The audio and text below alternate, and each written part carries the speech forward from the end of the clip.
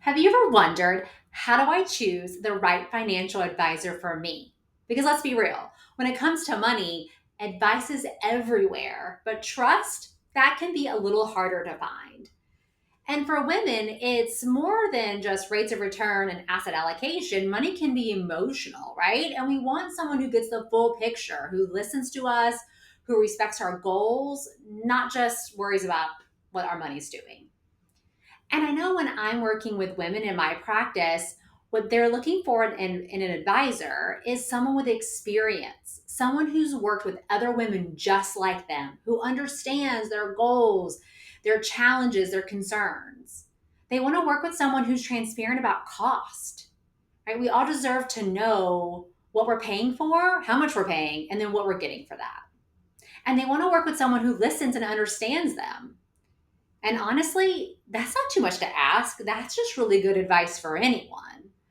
So, how do you actually find that kind of advisor? Well, I've got 5 questions I'm going to walk you through today to ask before you commit to working with someone. So, let's dive in. The first question that you want to ask a potential advisor is, who do you typically work with? Right? You want to work with someone who regularly helps women who are in similar situations to you. So maybe you're a business owner or a sales executive that's got commissions and stock options. Maybe you've got multiple income streams, or you're navigating a divorce, or you're growing a business. Whatever that may be, you want to make sure that you're working with someone who works with other people who have the similar types of goals. So they're familiar with planning for your kind of lifestyle. Now, the next question you want to ask is a big one, is how are you compensated? Right? Are they fee based? Are they commission? Are they some sort of combination of the two?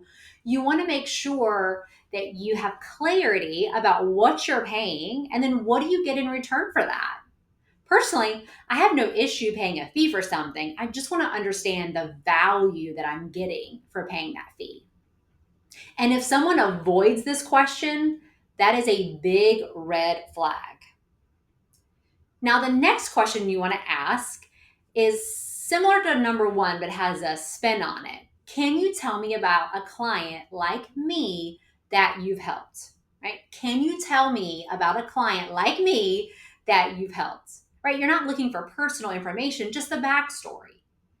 And an advisor should be able to say, yes, I worked with a woman in a similar situation, and then here's what we did, right? Because this is going to show you a couple of things, that they understand people like you and they've done this before. So, like, let me give you an example. I recently worked with a client. She's in her early 50s. She's successful. They've got 2 businesses. They're raising kids. She's managing a household, right?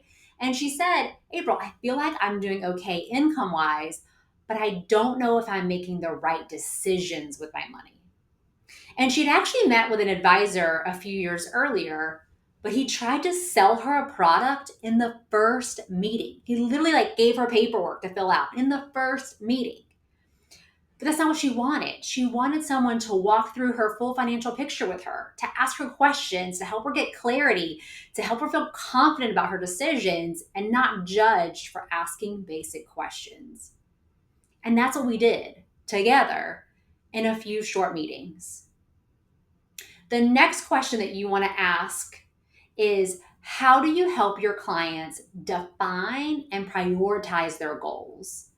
This is going to tell you a lot. It's going to tell you if they care about your values or just your assets.